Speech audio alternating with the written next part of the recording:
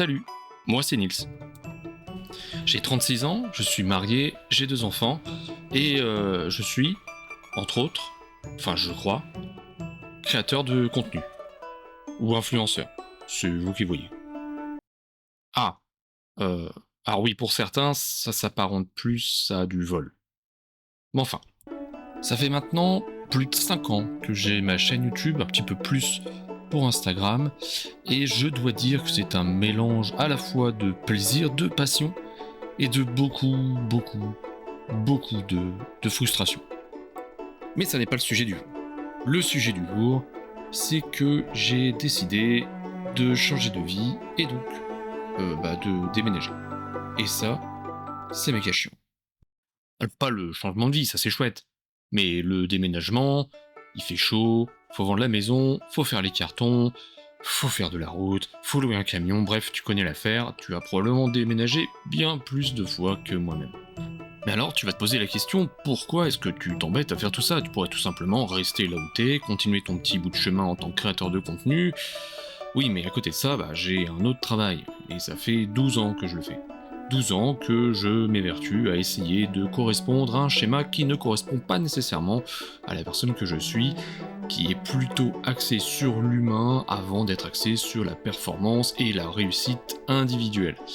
J'ai donc beau essayer de mettre un voile sur certains de mes principes, ce qui devait arriver arriva, et j'ai fait un burn-out.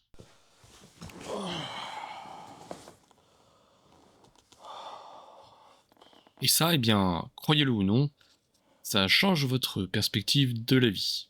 Ça change votre train-train quotidien, vous avez tendance à tout oublier, à tellement penser que vous ne savez plus où donner de la tête, vous faites tout et rien en même temps, bref, tout devient difficile, la moindre chose est complexe, et la vie devient grise. J'ai donc pris la décision de quitter mon job. Parce que bon, oui, le gris c'est sympa au cinéma, mais dans la vie de tous les jours, c'est un peu relou. C'est donc ainsi que j'ai décidé de reprendre les choses en main, accompagné de ma famille, afin de repartir sur des bases plus saines, plus solides, plus épanouissantes, bref, reprendre la vie, la vraie. Mais comment s'y prendre? Eh bien, souvent, donner la petite impulsion permet d'ouvrir les portes qui se trouvent devant nous, mais que l'on ne voit pas. Et de fil en aiguille, vous passez d'une situation qui semblait inextricable, accablante, à une nouvelle aventure où vous avez démissionné d'un boulot qui apporte la sécurité de l'emploi, où vous avez vendu votre maison, retrouvé une nouvelle, ainsi qu'une opportunité professionnelle bien plus épanouissante. Mais avant d'évoquer ce point plus en détail, il est temps de vous parler de la chaîne, de ce qu'elle m'a apporté, et de ce qu'elle va devenir.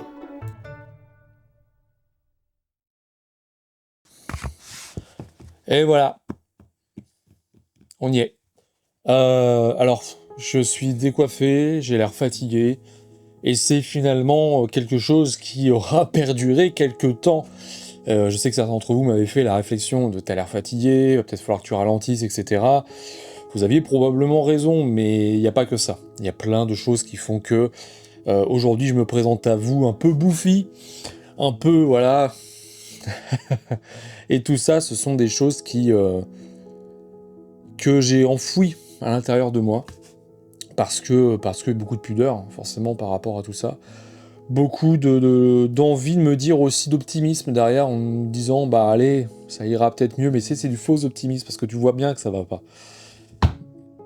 Ça, par exemple, c'est ma tablette qui vient de tomber. Tu vois, ça, par exemple, on peut en parler. On peut parler du fait qu'il y a des fois des trucs que je coupe pas. Pourquoi je coupe pas les trucs? Parce que je suis pas parfait. Et honnêtement, je tends à chercher la perfection en permanence. Hein. C'est quelque chose qui me rend un peu ma boule. Je tends à chercher la meilleure image, le meilleur son, le meilleur tout.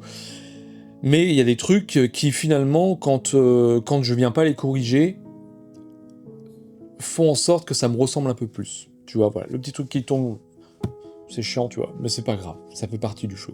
Bref, je m'éparpille, mais nécessairement c'est une vidéo dans laquelle je vais beaucoup m'éparpiller parce que c'est, pour tout vous dire, à l'origine je voulais faire une vidéo en fin d'année 2025, début d'année 2026, qui représentait le bilan de la chaîne. C'est ce que je faisais tous les ans. Le problème, c'est qu'à ce moment-là, j'étais dans le plus dur du burn-out. Et bon, clairement, j'avais pas la tête à ça, et comme j'avais pas la tête à ça, je tournais moins, j'étais moins présent, bien que présent très régulièrement, Et donc les stats n'étaient pas très bonnes, parce que ça c'est un sujet qui est très fort, hein, quand on est créateur de contenu, on peut dire ce qu'on veut, mais voilà, les stats n'étaient pas très bonnes, donc j'avais pas envie de remettre de la négativité dans un bilan dans lequel mon bilan de mon année était pas ouf personnellement, alors, surtout en santé. Et donc voilà. Donc non, je n'ai pas fait ce bilan, mais maintenant ce que je peux vous dire, voilà, vous dire un peu sur l'état des lieux de la chaîne Jeux en carton, c'est que il y a eu une lassitude à un moment donné. Ça, c'est une certitude, il y a une lassitude de mon côté, parce que, et ça je l'ai pas évoqué, parce que je veux pas donner cette impression que de me trouver des excuses. Voilà, quand quelque chose ne marche pas, c'est en premier lieu, et pendant longtemps, je vais me casser la tête à essayer de trouver comment faire mieux. Et il faut savoir une chose, c'est que voilà, au courant de l'été 2025, et donc c'est quelque chose que j'ai appris après coup, donc moi ça a commencé vraiment en juin 2025, et j'ai dû apprendre voilà, que j'étais pas tout seul vers le mois de septembre-octobre, qu'il y a eu une refonte de l'algorithme YouTube qui a drôlement, enfin grandement même, endommagé la visibilité des chaînes, mais surtout, et ça a impacté très fortement les gros YouTubeurs. C'est pour ça que vous voyez pas mal de YouTubeurs quitter la plateforme et se rabattre, voilà, utiliser YouTube exclusivement pour de la rediff Twitch, parce que en fait, YouTube est devenu ingrat. Et à l'époque, il l'était beaucoup moins. YouTube favorisait la créativité, favorisait ce qu'on appelait le watch time, donc le fait que les gens restaient assez longtemps, bref, pour pouvoir mettre en avant votre vidéo. Aujourd'hui, c'est plus tout à fait ça. Alors, j'aurais pas les explications exactes de comment fonctionne l'algorithme, parce que ça, les voix du Seigneur sont impénétrables. Mais il y a eu plusieurs personnalités, en tout cas du YouTube Game, qui sont revenus là-dessus, vis-à-vis notamment du fait que YouTube cherchait à accrocher les plus jeunes, parce que clairement, par exemple, moi sur ma chaîne, j'ai personne en dessous de 18 ans. Ça n'existe pas. Parce que j'imagine que les joueurs... En effet, déjà, premièrement, YouTube est une plateforme pour des personnes qui ont mon âge et plus âgées, premièrement. Et deuxièmement, je pense qu'en plus de ça, le jeu de société étant un sujet de niche, c'est plus difficile d'aller chercher sur une plateforme qui est moins regardée par une catégorie de personnes, d'aller chercher des nouvelles personnes. Ce qu'elles réussissent à faire, donc les personnes qui réussissent, les créateurs de contenu qui réussissent sur Instagram ou TikTok, après il faudra voir leurs stats pour le coup, parce que là moi je ne les ai pas, mais je pense qu'en effet la population nécessairement sur TikTok est beaucoup plus jeune. Mais donc, pour revenir sur cette espèce de gap, donc il y a une vraie chute à ce moment-là du nombre de vues qui était assez importante et très soudaine, hein. C'est vraiment passé de vidéos où je faisais globalement 10 000 vues par vidéo donc toutes les semaines, sur la vidéo du lundi, à descendre à 7 000, puis 5 000, et parfois 4 000 et 3 000. Donc au départ, la première chose qu'on se dit, c'est j'ai dû faire quelque chose. Ou alors une lassitude, les gens en ont marre aussi, c'est possible, hein. Tout va très vite maintenant dans le monde d'aujourd'hui, on n'a pas le temps de s'arrêter. D'ailleurs, moi je parle très vite, tu vois, par exemple.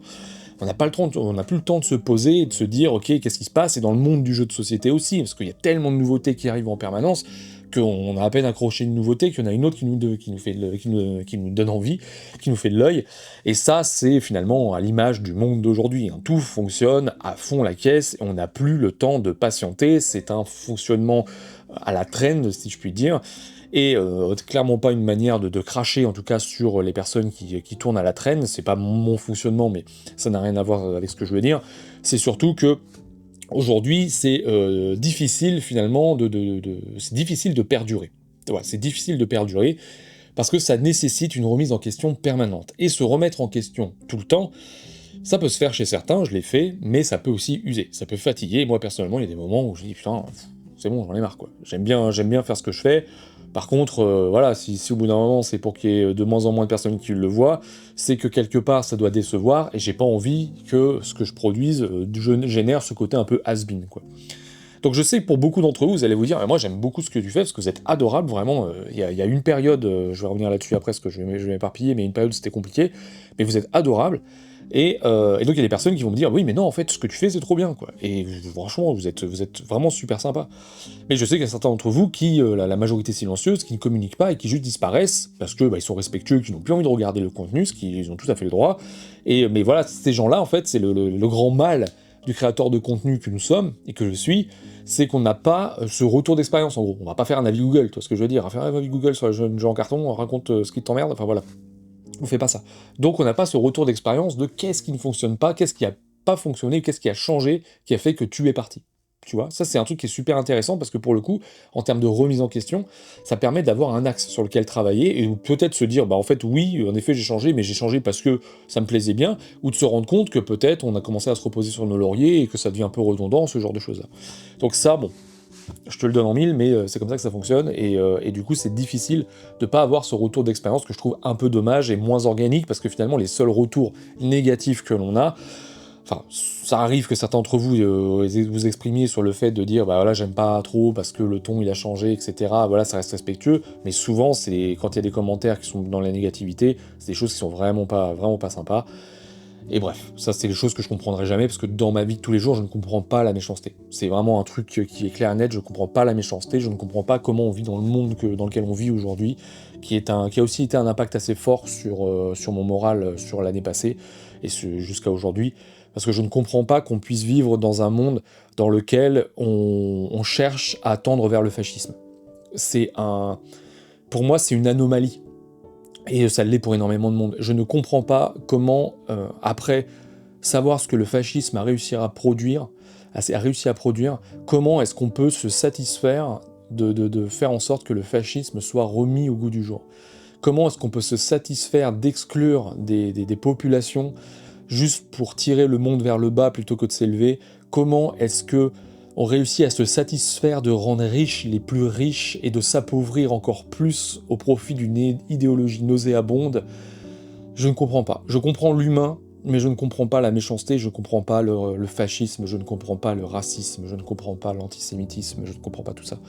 C'est quelque chose qui me dépasse et que je combattrai toujours. Je ne le comprends pas, je ne le comprendrai jamais, et c'est pour ça que de temps à autre, j'ai commencé à vous glisser que la chaîne Jean Carton, c'est une chaîne pour tout le monde.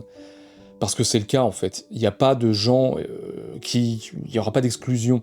Et dans une échelle plus petite, il n'y a pas d'exclusion entre les personnes qui découvrent le jeu de plateau sur la chaîne, ou enfin toutes les personnes qui découvrent, qui ont une expérience plus petite, en tout cas dans le domaine du jeu, on a tous commencé par là, et les personnes qui ont une expérience plus grande. Il n'y a pas de différence, à mon sens, en termes d'audience. Évidemment, en termes d'avis, il y a des personnes qui seront plus mesurées, dans le sens où il y aura toujours ce syndrome de l'imposteur, de se dire, bah les gens ils connaissent mieux que moi, du coup je vais pas trop en dire, mais en fait, je voulais surtout un espace qui permettait à tout le monde de s'exprimer. Et c'est aussi dans ce sens que j'ai ouvert le Discord, qui permet d'avoir donc des discussions franches avec des personnes qui, en plus de ça, vont arriver en disant « mais moi, en fait, j'y connais pas grand-chose », et ces personnes-là, eh bien, vont être élevées pour dire bah, « si t'as besoin d'un coup de main, let's go, quoi, on y va ». Et je suis très content et très fier, en fait, de ce Discord, que clairement, c'est plus moi qui l'anime, hein, c'est les personnes qui sont dessus, qui sont adorables, qui réussissent à animer cet espace, qui est un espace communautaire, qui est vraiment, vraiment riche. Alors, nécessairement, espace communautaire sur le jeu de plateau, sur un hobby, bah, ça amène parfois à faire des trous dans son portefeuille, donc il faut faire super attention à ça, parce que forcément, on parle avec passion de beaucoup de choses, et donc il y a des personnes qui vont passer, qui vont dire « moi je veux ci, je veux ça a l'air trop bien, trop bien, trop bien ». Par contre, bah, clairement, faites attention à vous. C'est pas parce que moi, par exemple, je vous recommande un jeu sur la chaîne que, voilà, faut vous faire du mal. Mais c'est évident, hein, mais je préfère le redire. Il n'y a rien qui justifie le fait de se mettre dans une situation précaire pour pouvoir jouer. Rien ne justifiera pas, enfin, je parle vraiment que du jeu parce que c'est une chaîne de jeu, mais il n'y a rien qui justifiera ça. Ça ne peut pas se justifier. Prenez soin de vous, les amis, faites attention à vous, et si jamais, voilà, il y a des jeux que vous souhaitez absolument, eh bien, je peux que vous conseiller de faire de regarder ce que j'en ai dit dessus, c'est très bien, d'aller voir ce que disent les autres copains aussi créateurs de contenu. Il y a des personnes qui sont ultra pertinentes, hein. Je pense par exemple à Boris chez Rue du Jeu, je pense par exemple à Yoel dans son autre style. Alors je sais qu'il y en a beaucoup qui ont commencé à grincer des dents, parce que Yoel, il est très très cash, mais c'est un style, et c'est un style que j'apprécie. C'est pas le style que je donnerais moi personnellement, mais je trouve que c'est un style assumé, que j'apprécie avoir ce style assumé chez certains créateurs de contenu. Et donc c'est toujours pareil, on y va pas.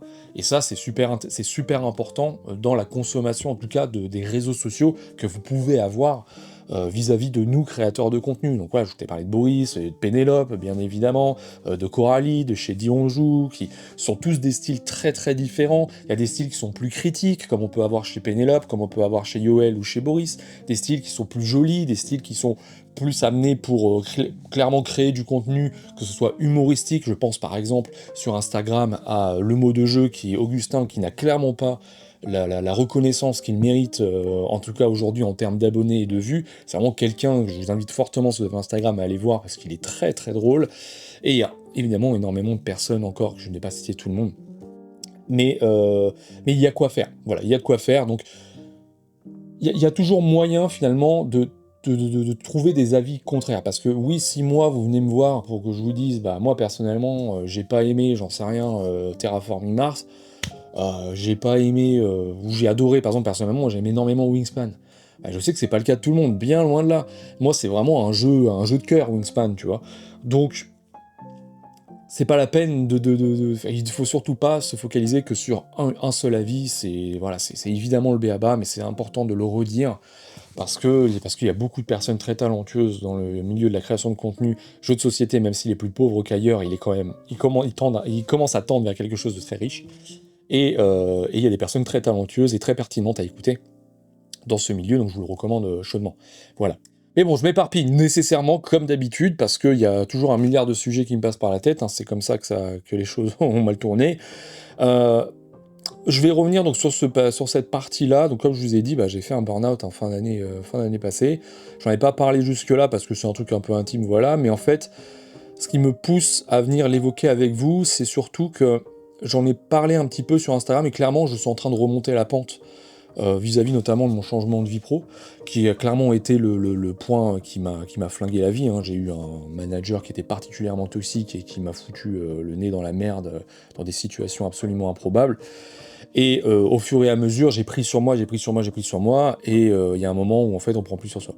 Et c'est à partir de là que j'ai décidé de démarrer la chaîne. Je t'ai dit, ça part dans tous les sens, mais c'est comme ça, je suis désolé. Mais j'ai décidé de démarrer la chaîne YouTube, donc c'était en 2021, au moment où vraiment, quand je commençais à sentir que ça partait en nouille, le taf. Alors, en réalité, c'est pas 2021, c'est surtout que 2021, j'ai créé la chaîne, j'ai commencé à la rendre vraiment régulière, la publication de vidéos régulière, au moment où ça commençait à partir en nouille. Et donc vraiment en 2021, c'était que quelques vidéos que je postais. J'ai commencé par un unboxing de Daimyo, vraiment des trucs, histoire de se faire la main, parce qu'à un moment, il faut se lancer. Ça, c'est un conseil que je peux donner à ceux qui veulent se lancer. Il faut se lancer, c'est clair, il y a de la place pour tout le monde. Suffira de se démarquer, si ça dépend de vos objectifs. Bref, hop, je reviens sur le sujet de base. Mais sur le sujet de base, donc oui, en effet, j'ai commencé à devenir régulier dans le milieu, lorsque je voyais que professionnellement parlant, parce que ça pour moi c'est pas du pro, professionnellement parlant c'était compliqué. Il me fallait une porte de sortie pour pouvoir me dire il faut que je crée quelque chose, il faut que je fasse quelque chose, parce que travailler dans le nucléaire, parce que c'est là où je travaille, la créativité c'est zéro. Et c'est pas une critique, on peut pas faire n'importe quoi dans le nucléaire, ça doit être rassurant ce que je te dis normalement. Mais tu peux pas faire n'importe quoi, tu peux pas te dire YOLO, je fais ce que je veux, je vais tirer ce fil-là, je vais faire ce machin, etc. Non, c'est pas possible. Tout est extrêmement procédurier, vous avez des épaisseurs comme ça de documents, parfois vous allez utiliser juste 2 pages, mais voilà, c'est obligatoire. Donc nécessairement, il y a un moment où je me suis senti un peu acculé face à tout ça, en me disant mais qu'est-ce que je suis en train de faire de ma vie, alors que moi à la base je suis musicien, ça fait là c'était un peu en pause ces dernières années, et bon j'ai fait entre 20 et 25 ans, je compte plus, de guitare, j'ai composé de la musique aussi, voilà, et donc je me retrouvais dans une situation où la créativité était absolument pas exploitée, j'en ai souffert au bout d'un moment, et je me suis dit c'était le moment, quand ça commençait à partir, d'ouvrir un truc, et de me dire je vais essayer de me démarquer et de faire quelque chose. À l'origine j'avais fait des vidéos règles. Et ça, je sais que j'en ai déjà parlé dans les précédents bilans, et bon, voilà, comme c'est un bilan général, je préfère revenir dessus. J'avais commencé par faire des vidéos règles qui étaient, c'était de la sécurité, quoi, c'était safe, c'était se dire, ok, je vais faire des vidéos règles ultra quali, le but c'est de faire des découpes, des machins, etc. Donc j'ai fait ça pendant un petit moment. Si tu vas sur la chaîne, en fait, dans les premières vidéos, tu recherches par ordre chronologique, les premières vidéos, ce sont soit des unboxings, soit des vidéos règles. Les vidéos règles, le truc, c'est que au bout d'un moment, j'ai perdu en créativité, dans le sens où une routine s'installe, c'est clairement ça, t'as une routine qui s'installe, et je me dis, en fait, c'est bon, je suis en train de faire ça de manière automatique, et ça m'amuse plus. C'est comme ça, ça ne m'amuse plus. Donc, j'aimerais faire autre chose. Ok. Et là, j'ai commencé à chercher des idées, et dans les idées, les choses qui ont fonctionné, qui ont moins fonctionné, dans les choses qui ont fonctionné, j'avais fait du flop au kilo. Donc ça devait être, je dirais bien, fin 2023. J'avais fait du flop au kilo qui reprenait finalement les financements participatifs que j'avais, mais que je n'utilisais pas, en gros auxquels je ne jouais pas, Et donc ça représentait évidemment beaucoup de boîtes, et je m'étais dit, tiens, ça serait amusant de le peser et de refaire un prix au kilo. Je sais que certains d'entre vous m'avaient envoyé des messages pour me parler du fait que Simon avait fait ça aussi dans sa vidéo il n'y a pas si longtemps. Et en effet, parce qu'il y a parfois certains moments où quand tu te retrouves avec une gigatonne de boîtes qui valent un montant astronomique, hein, on peut parler entre 300 et 800, voire 1500 balles suivant les jeux, tu te retrouves avec ça, et tu vois que finalement, ils sont là-haut, et depuis que je suis là, ils n'ont jamais bougé. C'est quoi la pertinence du sujet, tu vois? Il y a eu beaucoup de questionnements autour de ça pendant ma petite carrière de créateur de contenu. Il y a eu beaucoup de questionnements par rapport à la consommation de jeux. Et donc ça, c'était du flop au kilo, c'était vraiment le premier point, la première pierre de comment est-ce que moi, personnellement, je suis en train de consommer du jeu. S'en est suivi donc toutes les folies Kickstarter, donc c'était la série que j'avais faite pour vous parler donc de tout ce qui était financement participatif et de si c'était rentable ludiquement ou non. C'est d'ailleurs été un sujet de crispation chez certains qui ont regardé la chaîne en se disant non, moi je parle pas d'argent sur les jeux, mais en fait si, on parle d'argent sur les jeux, et c'est super important de parler d'argent sur les jeux. Il y a évidemment l'art du jeu de société qui est un art à mon sens, mais il y a aussi la rentabilité du jeu de société, et on le voit, il y a des studios et des éditeurs qui ferment très régulièrement, malheureusement trop régulièrement. Donc oui, la rentabilité, c'est une question importante, même si là je parlais de rentabilité ludique, n'ayant des chiffres surtout de consommateurs et non pas d'éditeurs. Mais oui, l'argent, c'est important, et donc en effet, on a parlé beaucoup dans le financement participatif, d'ailleurs c'est dans le financement, c'est dans le nom, financement participatif, on a parlé énormément d'argent, on a commencé cette série aussi avec Dams, où on a parlé donc des financements participatifs qui arrivaient donc post-Mythic Games, qui a été un point d'honneur très important et très grave dans le milieu du financement participatif. Beaucoup d'éditeurs ont souffert du manque d'honnêteté, clairement, du manque d'honnêteté de Mythic. Et donc avec Dams, on a eu cette idée de commencer une série où on parlerait des financements en cours et où on donnerait notre avis vis-à-vis de la fiabilité, en tout cas, de l'éditeur en question. Cette série, elle est mise en pause pour l'instant, simplement parce que Dams était totalement, pour des raisons qui lui incombent, totalement sous l'eau avec personnellement et professionnellement. Donc c'est mis en pause, mais clairement c'est un sujet qui reviendra, mais je vais vous parler de l'avenir de la chaîne ensuite. Donc ça, pour te dire que par la suite, donc j'ai commencé les hebdomadaires. Les hebdomadaires, c'était donc ce que tu vois régulièrement. J'avais appelé ça Review Express à l'origine. Le nom n'a pas pris, clairement, parce que je pense que c'était Express au départ, ça l'était un peu moins. C'était difficile de contenir finalement une review dans quelques minutes sans se dire, mais attends, je vais pas parler assez du jeu. C'est vraiment un exercice qui est assez complexe. Mais au départ, ça marchait pas du tout. Ça, c'est pareil, je l'ai déjà évoqué. Ça marchait pas. Néanmoins, c'est vraiment un sujet que je voulais mettre en avant, parce que, voilà, je me dis, l'hebdomadaire, un truc hebdomadaire, tu viens tous les lundis, tu dis, lundi, tu auras ta dose de jeux de société qui vient de sortir, ou non, il y a des choses un peu plus anciennes, et finalement, au fur et à mesure, vous allez commencer à être de plus en plus nombreux, et c'est à ce moment-là que la chaîne a vraiment explosé. C'est au moment où j'ai commencé à vous parler régulièrement donc de jeux, plus de vous parler des différents, le flop au kilo quand je t'ai parlé de ça, les tops de fin d'année, d'ailleurs on parlera de ça aussi parce que je n'en ai pas fait beaucoup, et c'est à ce moment-là où j'ai commencé à avoir entre 400 et 500 abonnés par mois, et donc la chaîne a littéralement explosé, hein. Vraiment je suis passé très rapidement les jalons des milliers d'abonnés, et forcément c'est très satisfaisant à voir, et ça fait plaisir de voir qu'un travail, parce que c'est beaucoup de travail mine de rien, le travail apporté paye, en tout cas réussit à vous convaincre, parce que ça reste un travail créatif, dans lequel, s'il y a des personnes qui s'y retrouvent, moi je suis satisfait, je dis ok, j'ai créativement créé quelque chose qui vous a plu, et ça je trouve ça extrêmement gratifiant, nécessairement. Voilà.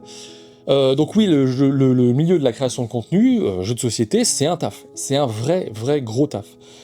Par exemple, il n'y a pas si longtemps, j'ai entendu parler Simon du Passe-Temps sur un podcast, parler de moi, en expliquant alors son terme c'était oui, fais gaffe garçon, tu vas péter un câble à force de tester autant de jeux toutes les semaines. Et que, bon, il y a eu beaucoup d'amalgame finalement, il y a eu un peu d'amalgame autour de tout ça, rien de bien méchant, mais on n'en a jamais réellement parlé lui et moi, parce qu'il avait fait un commentaire sous une de mes vidéos, mais bref. Mais il a pas tort, c'est une vérité, c'est que c'est du travail, mais c'est de la passion. C'est surtout de la passion. Si clairement on n'est pas passionné, c'est même pas la peine d'essayer de se lancer dans ce milieu-là, je vois même pas l'intérêt. Parce que c'est un milieu qui va pas être extrêmement gratifiant, en termes déjà ne serait-ce que financiers, hein, si on parle d'argent, ça rapporte pas grand-chose, hein, il y a très peu de confrères créateurs de contenu qui travaillent, enfin qui en vivent, c'est ça que je veux te dire. Il y en a très peu. Donc il y a une raison, c'est que ça rapporte pas beaucoup d'argent, c'est un milieu de niche, en plus de ça, côté éditeur, ça paye pas énormément, donc forcément, c'est quelque chose qui se vit en annexe d'un travail qui parfois est prenant, ce qui est mon cas pour le coup, et donc lorsque je te propose des hebdomadaires les lundis, c'est des heures et des heures de tests qui ont été faits en amont. Parfois la semaine d'avant si c'est des petits jeux, parfois sur plusieurs semaines si on parle de jeux experts notamment. Donc qu'est-ce que ça implique ? Ça implique pour des petits jeux de pouvoir les amener le midi, notamment pour les pauses du midi, donc ça c'est assez simple pour le coup si tous les collègues sont là, on peut jouer et ça passe bien. Pour les jeux un peu plus gros, ça implique des soirées. Les soirées, il faut les organiser. Voilà, les soirées, ça s'organise, et c'est pas forcément simple. Il faut que tout le monde soit réuni, il faut que en plus de ça, que tu fasses les courses pour pouvoir nourrir tout le monde, voilà, tu fais à manger, tu prépares à boire, tu potasses les règles, forcément. Il faut que ce soit optimal au moment où tout le monde arrive pour qu'il n'y ait pas de perte de temps, parce que t'as pas non plus envie que ça se termine à minuit, parce que le lendemain, tu bosses. Donc oui, c'est une espèce de rigueur, en tout cas, qu'il faut conserver, pour pouvoir garder ce rythme-là, de pouvoir proposer régulièrement des jeux toute la semaine, d'autant plus que je suis vraiment seul à vous proposer des jeux. Je veux dire, si on était 3 ou 4 sur la chaîne, il y a des moments où je pourrais ne pas être là, et j'aurais des confrères qui vous parleraient de jeux sans moi, quoi. Ça marcherait très très bien. Mais c'est pas le cas. Je suis tout seul, parce que non seulement je suis tout seul en plein milieu de rien, vraiment là où je vis actuellement, je suis tout seul au milieu de rien, mais voilà. Et il n'y a pas de deuxièmement, en fait. C'est vraiment ça. Je suis seul au milieu de rien. Si j'étais entouré de copains créateurs de contenu, on aurait probablement fait des choses. Mais bon, c'est pas le cas. Donc ouais, c'est beaucoup de taf. Beaucoup de taf, beaucoup d'heures de passer, énormément d'heures. Aujourd'hui, j'ai fait plus de 400 vidéos sur la chaîne. Donc t'imagines les 400 vidéos, quand tu penses que la vidéo a duré en moyenne 25 minutes, tu fais les comptes. Il faut savoir que sur une vidéo de 25 minutes, c'est globalement 35-40 minutes de tournage. En montage, au départ, je mettais bien 4-5 heures. Aujourd'hui, j'ai tellement essayé d'optimiser en me formant avec tout ce qu'on peut que j'arrive à monter une vidéo en 1h30. Et du coup, j'arrive à être performant là-dessus. Mais bon, quand t'es performant, tu sais, c'est le truc humain de te dire quand il y a du vide, t'essaies de le remplir. Quand t'es performant, si t'arrives à faire des vidéos assez rapidement, au début, au bout d'un moment, tu dis « Ah bah tiens, j'en ferais bien une deuxième dans la semaine ». Et hop, tu te retrouves à faire 2 vidéos par semaine. C'est ce que j'ai fait aussi. J'ai ralenti ce rythme-là parce que, voilà, comme je te l'ai dit, j'ai fait un burn-out. Et alors qu'il était ce que je sais que ça va être associé aussi à mon rythme de vidéo, c'est pas forcément... Enfin, c'est même pas ça, en fait. Parce que la réalité, c'est que j'ai vécu des moments qui étaient très très compliqués professionnellement. Des moments où je me suis senti isolé, vraiment tout seul à vivre ce truc de merde, où chacun autour de moi vivait très bien sa petite carrière pro, même s'il y avait des petites crispations. Et pour ma part, j'ai beaucoup de mal à comprendre comment on peut se contenter. C'est quelque chose qui m'a fait me remettre en question très fort sur mais est-ce que t'es pas juste trop exigeant avec la vie, tu vois ? Est-ce que t'es juste pas trop exigeant ? Tu diras, voilà, tu travailles chez EDF, normalement t'es heureux, tu vois. Je veux dire, tes parents, ils vont te dire, putain, t'as réussi, quoi. Ouais, mais moi je comprends pas ça. Parce que si j'arrive pas à m'épanouir professionnellement, même si je suis chez EDF ou dans une autre boîte, j'en sais rien, je vais pas m'épanouir professionnellement. Et je ne vais pas attendre d'avoir 60 piges, ou 67, suivant qui vous allez voter à la présidentielle, pour me dire c'est bon, maintenant je suis tranquille, je peux jouer. Non. Non, je marche pas comme ça. Donc ça a été très dur, parce que ça a duré plusieurs années à se demander vraiment, mais j'ai vraiment un problème, quoi. Pourquoi est-ce que je me contente pas de ça ?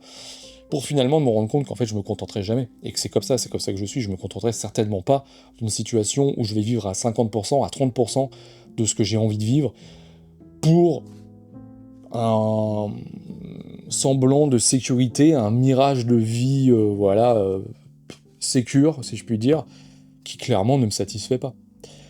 Donc ouais, ça a été compliqué, hein, on va pas se mentir, ça a été très compliqué, et j'ai été arrêté donc, pendant 4 mois et demi, en sachant que ça a été aussi compliqué, parce que c'est en plein moment où il y a eu les vrais débats encore très houleux sur la sécurité sociale et les arnaques aux arrêts maladie. Voilà, alors quand t'es chez EDF, tu dépends pas de la sécu, donc c'est moins contraignant, mais les médecins ont très peur, faut le savoir, hein, les médecins sont flippés parce qu'ils sont contrôlés en permanence sur les arrêts maladie qu'ils ont donnés, on en est rendu là quand même, hein. C'est-à-dire que aujourd'hui, professionnellement, c'est très compliqué pour beaucoup de monde. Le monde en lui-même, il est très compliqué, voilà, c'est très, très anxiogène. Donc, bah, fatalement, si je fais des raccourcis, hein, fatalement, bah, y a des gens qui sont plus dans le mal-être et donc plus d'arrêt maladie, mais ces gens qui sont en arrêt maladie, on va aller les poursuivre parce que tu fais semblant. Et je suis dans ce monde-là, il y a beaucoup, beaucoup de choses qui me gonflent. Il y a vraiment beaucoup de choses qui me gonflent. Mais bref. Donc, je vais peut-être fermer cette parenthèse burn-out parce que j'y reviens de temps à autre, mais en tout cas, ce que ça a provoqué, c'est beaucoup de choses parce que c'est surtout réfléchir sans cesse. Parce que souvent, le burn-out est associé au fait de travailler énormément. Ça peut être ça, mais c'est surtout que ton cerveau se repose jamais. Et c'est-à-dire que bah, t'es au boulot, donc ton cerveau se repose pas parce que t'es dans une situation de merde et qu'en plus de ça, bah, tu dois bosser et qu'en plus, dans le nucléaire, c'est extrêmement exigeant, donc t'es en permanence on te demande de te remettre en question tout le temps.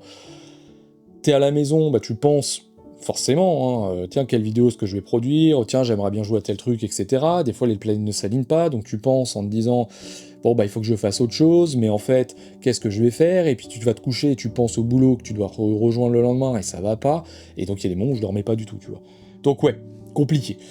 Et ça a conduit à une fatigue totale de tout et une vraie difficulté tout du moins à même jouer parce que c'était compliqué dans le sens où jouer pour moi c'est, tu vois, jouer ça a toujours été, en tout cas jeux vidéo aussi beaucoup, mais jeux de société par la suite, ce qui a vraiment pris le pas sur le jeu vidéo, c'est quelque chose qui me rend heureux, voilà.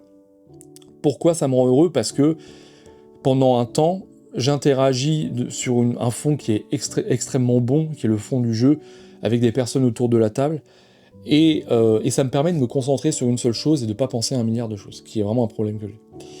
Mais avec le temps, en fait, surtout dans cette période de burn-out, je me suis rendu compte que le jeu, surtout, me permettait d'oublier que je n'étais pas heureux. Et donc, dès que ça s'arrêtait, c'était comme si tu avais un choc, tu vois. C'est comme si tu t'étais fait un rail et que, en fait, t'es en train... Alors, je me drogue pas la peine de poser la question, là, je te dis. Mais comme si tu retombais, t'avais une rechute, un down, quoi, tu vois. Et voilà. Maintenant, je vais faire ça, parce que c'est pas très heureux, tout ça, on va pas se mentir. Maintenant, qu'est-ce qui va se passer sur la chaîne? Parce que oui, il y a des choses qui changent dans ma vie, ça tu l'as compris, mais il y a des choses qui vont changer aussi sur la chaîne, et ce qui va changer sur la chaîne, eh bien, j'en sais rien. Ce que je peux te dire que je pense qu'il va changer, c'est que je vais changer les formats. Pourquoi ça? Parce qu'il y a de fortes chances qu'à la rentrée prochaine, je ne sois plus tout seul pour pouvoir faire des vidéos, et ça va être méga cool. J'ai vraiment envie d'introduire plus de jeux en financement participatif. C'est vraiment la cam qui m'a ramené dans le jeu de plateau, c'est là que je trouve mes jeux préférés. J'ai envie de faire des jeux exotiques, voilà. Enfin, quand je dis exotiques, c'est des jeux qui sortent pas nécessairement en boutique en France ou qui sont plutôt dans des niches, et tout en conservant la possibilité de parler de choses d'actualité. Aujourd'hui, je pense que l'hebdomadaire, j'ai bien dit je pense, hein, donc c'est vérification parce qu'il y a peut-être des choses qui changeront, l'hebdomadaire n'existera plus sous ce format. Je l'aime beaucoup, mais elle implique nécessairement beaucoup de taf aussi, et ça a pris beaucoup de mon temps, et j'ai envie de me renouveler. Voilà, j'ai envie d'évoluer, j'ai envie de proposer quelque chose de nouveau, j'ai envie de proposer quelque chose qui, je l'espère, vous convaincra, donc là, j'avais commencé notamment avec la refonte visuelle de la chaîne, hein, avec le nouveau générique qui vous a beaucoup plu, merci à tous pour ce que vous m'avez dit d'ailleurs là-dessus, et de revenir aussi sur donc, les rétro-reviews, ça continuera, sur des jeux qui sont plus anciens, et ça va arriver régulièrement, parce que c'est vraiment un format que j'aime beaucoup, et donc je parlerai aussi de nouveautés, mais un peu moins. Pourquoi? Parce que je n'ai pas été extrêmement emballé par tout ce qui est sorti. C'est vraiment, c'est une réalité, ça je vous l'avais déjà dit en fait, je m'en suis vraiment rendu compte, tu vois, quand j'ai fait Vichy l'année dernière, j'avais fait un bilan en disant, bah voilà, que j'avais pas trouvé énormément de choses, finalement tu fais Cannes, et c'est pareil, tu vois, tu te dis, bon, il y a quand même énormément de jeux de cartes, c'est pas ma cam, et en fait, il y a un moment où il faut se faire une raison, quoi, c'est le marché. Le marché, c'est ça maintenant. Donc, aujourd'hui, là où avant, il y avait dans des reviews express 3 ou 4 jeux que vraiment j'appréciais fortement et que j'étais content, ou alors que j'attendais beaucoup, même s'ils m'ont déçu, mais que j'étais content de pouvoir vous parler et de vous évoquer. Aujourd'hui, on est plus sur un jeu, voire pas de jeu qui m'ont complètement emballé. Et c'est quelque chose qui devient assez récurrent et donc qui nécessairement entame ma passion pour le jeu, parce que parler de jeu juste pour parler de jeu, bah c'est un peu dommage. Mais parler de jeu quand il y a vraiment des choses qui te plaisent, je trouve ça beaucoup plus facile pour moi, beaucoup plus pertinent en plus de ça. Parce que oui, dans des vidéos où il y a 5 jeux, je vais pouvoir parler de 3 jeux que j'ai adorés et glisser un jeu dedans qui est totalement inconnu, qui m'a pas nécessairement emballé, mais qui pourra peut-être vous convaincre. C'est vraiment comme ça que j'avais conçu en tout cas l'hebdomadaire. Et aujourd'hui, ouais, c'est un petit peu plus compliqué. Donc peut-être que les choses seront amenées à changer, ça c'est bien possible en termes de marché tout du moins, je l'espère, parce que vraiment ma cam c'est le jeu de plateau d'origine, c'est vraiment un plateau, le jeu de plateau, c'est ça ma cam, c'est pas le jeu de cartes. J'aime les jeux de cartes, il y en a qui sont vraiment très bien, et il y en a plein que j'ai encensé sur cette chaîne, mais ma base c'est vraiment le jeu de plateau. Donc forcément j'aimerais tendre vers ce qui me plaît le plus plutôt que de tendre vers ce que propose le marché. Donc ça, eh bien, ça sera amené à évoluer, nécessairement, ça sera de l'évolution entre guillemets dynamique, dans le sens de, on verra comment ça se passera, quoi. Parce que là, clairement, je suis parti sur un déménagement, je suis encore ici, donc bientôt tout ça, ça va disparaître. Et forcément, eh bien, il va falloir réadapter tout ça dans cette période de l'été. En parlant de cette période de l'été, donc il y aura une coupure sur la chaîne nécessairement, parce qu'il faut que je me retrouve aussi un peu, et il faut que je déménage, il faut que je me réinstalle, il faut que je commence mon nouveau job aussi. Ça, on va en parler, on va pas mal en parler. Et il va falloir que je retrouve aussi le format, du coup, les formats que j'aimerais implanter dans la chaîne. Mais donc non, la chaîne ne va pas s'éteindre, voilà, la chaîne va perdurer bien évidemment, et j'espère qu'elle va continuer de progresser. Elle progressera certainement vers un autre schéma, et vers une autre dynamique, et elle progressera vers des choses qui peut-être me ressembleront plus, je le pense en tout cas, mais en tout cas j'aurai plus de temps pour cette chaîne-là, et ça c'est quelque chose qui clairement va être beaucoup plus satisfaisant pour moi, qui aujourd'hui fait tout en raccro. Là tu vois, je rentre, il est 18h, il fait méga chaud, j'ai chaud, voilà, j'ai bossé toute la journée depuis 6h15, je suis claqué, mais bon, c'est la passion qui te fait tenir debout, c'est ça que je cherche. Parlons maintenant consommation de jeux. Ça, c'est un sujet qui est pas toujours évoqué, mais qui est un vrai sujet. C'est la consommation de jeux. Je vais te parler, moi, de mon expérience personnelle, et tu t'y référeras. Nécessairement, expérience personnelle impactée par le fait que je reçois des copies presse, donc forcément, il y a des choses sur lesquelles ça sera pas équitable vis-à-vis de toi qui achète tous tes jeux. La consommation de jeux, elle a été très frénétique. Elle a été très frénétique au départ. C'est quelque chose c'est un schéma qui se reproduit chez beaucoup d'entre vous et beaucoup de personnes qui découvrent le jeu de société, parce que si je devais imaginer finalement ce qu'était le marché du jeu de société à mes yeux, en tout cas lorsque j'ai commencé à vraiment me prendre de passion pour ce truc-là, c'est que l'image, tu vas dans un magasin et tu as sur toutes les étagères toutes les ribambelles de Monopoly et de Bonne Paye et de tout ce que tu veux, et au bout d'un moment, tu fais l'effort d'écarter les boîtes et de regarder ce qu'il y a derrière. Et c'est là où finalement tu rentres dans une toute nouvelle pièce, dans un tout nouveau monde, et ce nouveau monde, eh ben, t'as envie de tout goûter, quoi, et de tout tester. Et donc à partir de là, eh bien moi c'est ce qui s'est passé notamment au départ, c'est que je me suis retrouvé donc sur des sites au départ comme Le Bon Coin pour trouver des jeux, et puis après j'ai découvert qu'il y avait des groupes Facebook, etc., parce que j'étais vraiment à la masse sur les réseaux, qui existaient des groupes Facebook pour parler de tout ça, et donc je me suis mis à acheter beaucoup de choses dans plein de manières, de plein de catégories différentes, en allant de l'Eurogame à l'Ameritrash. Là par exemple j'avais acheté la toute première, la boîte de base de Horror Arkham, le jeu de cartes.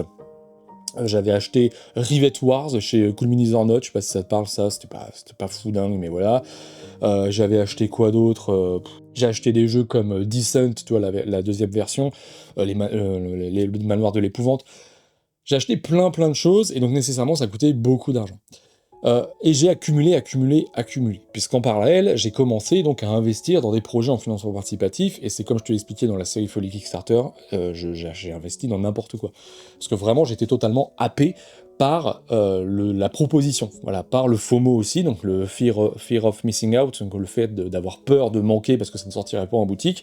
D'ailleurs, mon premier projet que j'avais pledgé, c'était un projet Mythic Game, c'était Solomon Kane, que j'ai toujours d'ailleurs, mais qui est pas excellent. Mais voilà.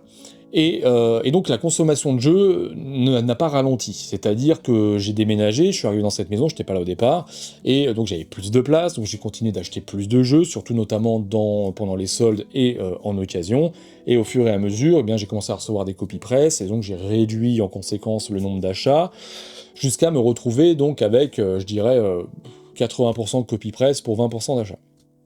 Et encore, parfois c'était plus. Et donc fatalement, je me suis rendu compte que, eh bien, je ne jouais plus à ce que j'aimais de base. Je jouais surtout à des jeux qu'on m'envoyait.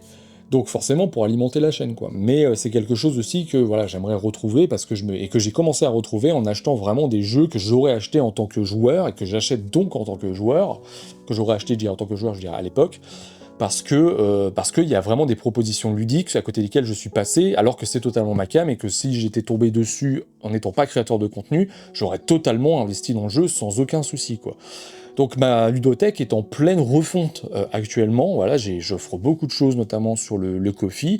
Merci à tous ceux, d'ailleurs, j'en profite pour faire une parenthèse, merci à vous tous d'aider la chaîne, vraiment, vous n'imaginez pas à quel point vous avez été précieux sur le déroulé, le fait de pouvoir avancer sur la chaîne, parce que grâce à vous, j'ai pu notamment investir dans des jeux que je n'ai pas pu recevoir en copie presse, et des jeux qui ne me sont pas envoyés, tout ne m'est pas envoyé, clairement pas, loin de là. Donc il y a des jeux que j'ai pu acheter grâce au Ko-fi, il y a des investissements, enfin des achats d'occasion que j'ai pu faire sur des KS un peu plus gros, qui ont aidé aussi fortement aidé la chaîne, et j'ai pu également m'acheter du matériel, par exemple, tu vois, j'ai ce genre de micro-là que j'ai pu acheter une nouvelle caméra, bref, tout ce genre de choses-là qui m'aurait été beaucoup plus compliqué de faire si en fait, voilà, vous ne m'aviez pas filé un coup de main. Dans les petites expériences que je peux te parler de la chaîne, c'est très décousu, je le sais, j'en suis désolé, mais voilà, c'est comme ça. Je vais te parler de quelques trucs, notamment du fait que l'année passée, donc fin 2025, j'avais reçu enfin plutôt l'été, j'avais reçu un mail me proposant de participer au tout premier festival de jeux de société de la Fnac, à Paris, donc à Paris-Bercy pour ceux qui connaissent, et à Bercy Village. Et donc, c'est pour ça que je me suis retrouvé, donc, parce que vous voyez ces micros-là, hop, vous les voyez là, ceux-là, vous les avez jamais vus sur la chaîne, hein. Clairement, vous vous demandez pourquoi est-ce que c'est là, vous les avez jamais vus. Et je les avais achetés exprès pour l'occasion, pour faire des interviews, en fait, d'auteurs qui allaient venir, donc, pendant ce festival, donc, des jeux de société, donc, à la Fnac. Ça s'est pas fait, fatalement, hein. Alors tu vas me dire, pourquoi ça s'est pas fait, etc. Je vais te le dire, parce que déjà, c'est très compliqué, il y a vraiment un problème, en tout cas, qui réside, je pense, dans la tête de beaucoup de monde qui travaille avec les créateurs de contenu, c'est qu'on a un job à côté. Et donc moi, mon job, c'est le 6h15, je me lève, jusqu'à 16h30, je récupère les enfants, je suis à la maison, il est 17h30, et après, tu sais, t'as ta deuxième journée, hein, donc t'as de la vaisselle, tu dois préparer à bouffer, les devoirs, etc. Bref. Et régulièrement, ce qui m'était demandé, c'était de faire des appels visio à 15h30. Ce qui n'est pas quelque chose que je peux faire, parce que je travaille. Et il n'y a pas que dans cette occasion-là que ça m'arrivait très souvent de me dire, attends, on peut se faire une visio. Non, je peux pas, parce que je travaille, en fait, je peux pas. Donc il y a des moments où je peux, c'est les moments que je donne, et souvent c'est, non, moi je peux pas après 18h. Oui, voilà. Et donc, on n'a jamais réussi à se caler, parce qu'à chaque fois, j'expliquais que je pouvais pas, et à chaque fois, on me reproposait 15h30, et c'était compliqué. Et ce qui s'est passé, c'est qu'en fait, on était arrivé, donc j'avais à peu près la programmation qui allait être proposée, donc notamment, il y avait, entre autres, un jeu de Nico Capone, pour ceux qui connaissent sur TikTok. Il y avait quelques jeux de Yellow, et je sais plus quoi d'autre. La programmation n'était pas dingue, mais bon, c'est le premier festival, donc nécessairement, il faut se lancer. Mais aussi, du coup, il y avait des affiches qui avaient déjà été prévues, donc des kakémonos, hein, qui étaient déjà prévus, avec mon nom dessus, quoi. Et donc j'avais annulé, hein, finalement, ma venue, en disant, je peux pas venir, voilà, j'avais annulé peut-être 3 semaines, un mois avant. Et en fait, y a des gens qui m'ont envoyé des screens, parce que sur l'affiche, en fait, était marqué que j'étais là. Non, j'étais pas là, du coup. Voilà. Donc, bref, c'est pas très important, mais c'est pour te donner un peu En tout cas, 2 choses, c'est que déjà, premièrement, y a un festival de jeux de société, alors je sais pas ce que ça a donné, donc j'espère que ça va bien fonctionner, mine de rien, et qu'il y aura une suite à ça. parce que c'est une bonne chose, hein, mine de rien, d'avoir des jeux de société. Alors, nécessairement, parce que je sais qu'on parle de la FNAC, hein, nécessairement, je préfère qu'on favorise les boutiques spécialisées. Il n'y a aucun doute là-dessus à avoir, hein, clairement, il n'y en a pas. Si on peut mettre en avant le jeu, tant mieux. Si on peut faire en sorte que les boutiques spécialisées continuent de vivre, c'est vraiment un objectif qui, à mon sens, il ne faut pas perdre de vue. Voilà, c'est le jeu de société, il se fait ok ailleurs pour qu'il se fasse connaître, ok, ça peut arriver dans certaines grandes surfaces, d'accord. Par contre, c'est les boutiques spécialisées qui le portent. Et j'ai vraiment à cœur, en tout cas, à ce que les boutiques continuent de vivre, et je sais que pour certaines, c'est vraiment pas facile, pour pouvoir mettre en avant leur passion aussi, parce que c'est des passionnés qui vous proposent ça, leur passion dans des boutiques qui sont des boutiques d'émerveillement. Clairement, vous passez une boutique de jeux de plateau, moi je suis dedans, j'ai plus envie de sortir, quoi. C'était déjà comme ça quand j'étais gamin. Bref, je m'éparpille. Voilà, en tout cas. Donc, qu'est-ce que je peux te raconter d'autre ? Eh bien, je ne sais pas, parce que je ne sais pas ce que l'avenir me réservera à partir de là. Je sais ce que je veux faire, je sais ce que je ne veux plus faire. Je sais là où je vais physiquement. Je sais ce que je vais faire par la suite. Et d'ailleurs, on va y aller maintenant.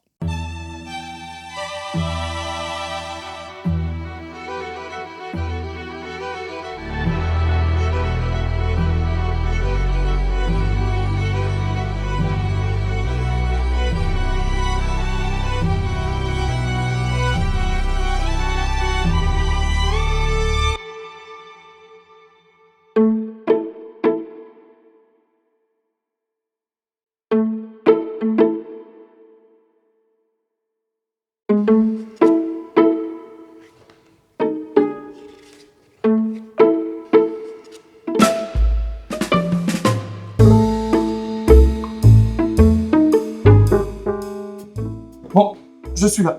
Ouais, t'es là. Ok, très bien. Donc j'imagine qu'il va me falloir les accès aux différents réseaux Aurora, Facebook, Discord, YouTube, Insta. T'as un Insta ? Non.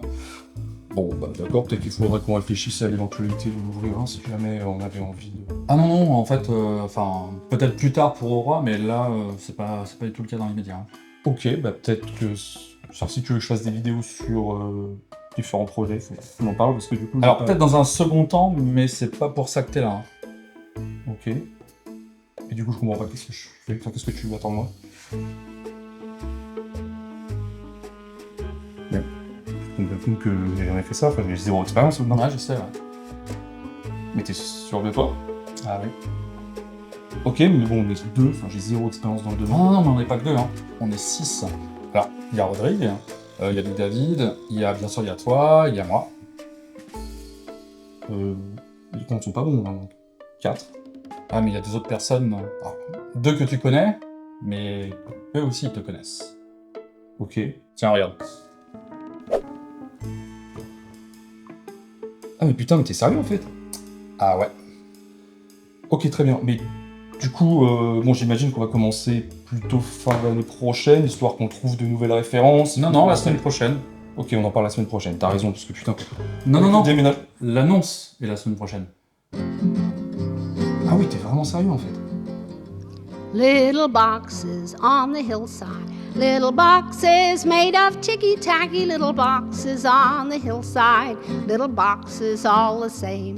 There's a green one and a pink one and a blue one and a yellow one, and they're all made out of ticky-tacky and they all look just the same.